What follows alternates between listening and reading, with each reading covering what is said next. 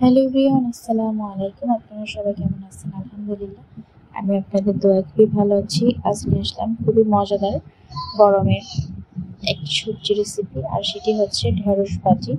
আলু চিংড়ি মাছ দিয়ে ঢেঁড়স ভাজি, এটা আসলে গরমে অসাধারণ খেতে হয়। আপনারা একবার হলেও ট্রাই করতে পারেন। চলুন কথা না বাড়িয়ে মূল রান্নায় চলে যাই। প্রথমে আমি ঢেঁড়সগুলো ভালো করে আগে থেকে পরিষ্কার করে ধুয়ে 10 মিনিটের জন্য ঝরিয়ে রেখেছি, আর আলুটা এইভাবে ছোট ছোট করে কেটেছি। এখন একটি চুলায় প্যান বসিয়ে দিয়েছি আর দিয়ে দিব পর্যাপ্ত পরিমাণে তেল। এখন যে আলুটা আগে কেটে রেখেছিলাম সেই আলুটা দিয়ে দিব।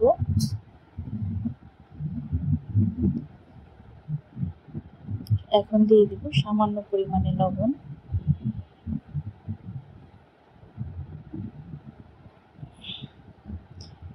এটাকে এখন 3-4 মিনিটের জন্য ভালো করে একটু হালকা লাল লাল করে ভেজে নিতে হবে। এটা কিন্তু বেশি একদম লাল করা যাবে না, তাহলে এটা খেতে ভালো লাগবে না।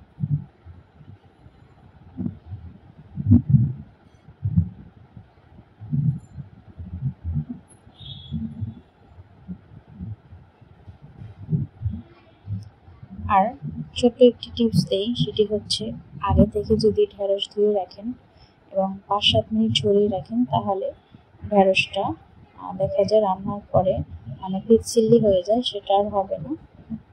আর এখন এই পর্যায়ে আলুটা এরকম ভাজার পরে আমি এখন হাফ কাপের মতো ছোট চিংড়ি দিয়ে দিয়েছি। আপনারা চাইলে এখানে কিন্তু বড় চিংড়ি মাছটা দিয়েও করতে পারেন। চিংড়িটা 2-1 মিনিট ভাজার পরে দিয়ে দিব হাফ কাপের মতো পেঁয়াজ কুচি, আর দিয়ে দিব কাঁচামরিচ 5-7টা কুচি করে নেওয়া।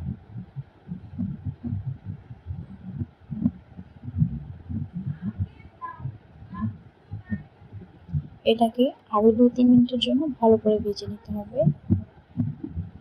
পেঁয়াজটা কিন্তু একবারে বেশি লাল করে ভাজা যাবে না, এটাকে একটু নরম হয়ে আসা পর্যন্ত অপেক্ষা করতে হবে।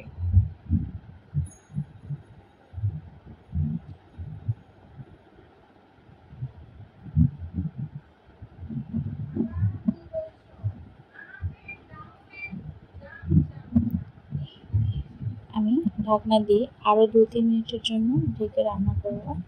দেখুন 2-3 মিনিট পরে ঠিক পেঁয়াজ আলুটা এরকম হয়েছে। এই পর্যায়ে আমি ঢেঁড়সগুলো দিয়ে দিতে হবে।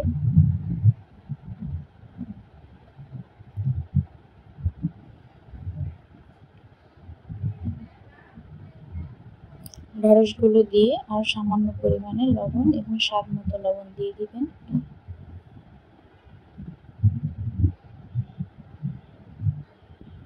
লবণটা দেওয়ার পরে খুব ভালোভাবে নেড়ে চেড়ে আমি ঢেঁড়সটাকে ভেজে নেব।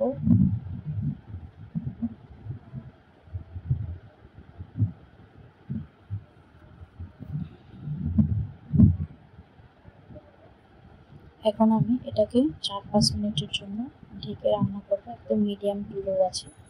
দেখুন 4-5 মিনিট পরে ঢেঁড়সটা কিন্তু সিদ্ধ হয়ে গেছে, আলুটাও কিন্তু সিদ্ধ হয়ে গেছে। এখন আমার ঢেঁড়সটা কিন্তু একবারে রেডি। আমি এখন আপনাদেরকে সার্ভ করে দেখাবো।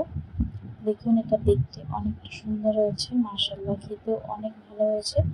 আপনারা এই গরমে কিন্তু একবার হলো এইভাবে ট্রাই করতে পারেন, আশা করি আপনাদের কাছেও ভালো লাগবে। আর আমার ভিডিওটি যদি ভালো লেগে থাকে, অবশ্যই রিকোয়েস্ট করব চ্যানেলটি সাবস্ক্রাইব করে দেওয়ার জন্য। আর অলরেডি যদি কেউ করে থাকেন, তাকে অসংখ্য ধন্যবাদ। আপনাদের একটি লাইক কমেন্ট আমাকে অনেক উৎসাহিত করে নেক্সট ভিডিও রেডি করার। আর আপনারা যারা ধৈর্য সহকারে এতক্ষণ আমার ভিডিওটি দেখেছেন, তাদেরকে জানাই আবার অসংখ্য অসংখ্য ধন্যবাদ, এবং আমার পাশে থাকার জন্য আপনাদেরকে অসংখ্য ধন্যবাদ। দেখুন এটা দেখতে কিন্তু অনেকটা লোভনীয় হয়েছে, আপনারা এইভাবে খেতে পারেন, আশা করি আপনাদের কাছে ভালো লাগবে। আজ এই পর্যন্ত, হয়তো অন্য কোনো ভিডিওতে আপনাদের সাথে কথা হবে। সেই পর্যন্ত সবাই ভালো থাকবেন। খোদা হাফেজ।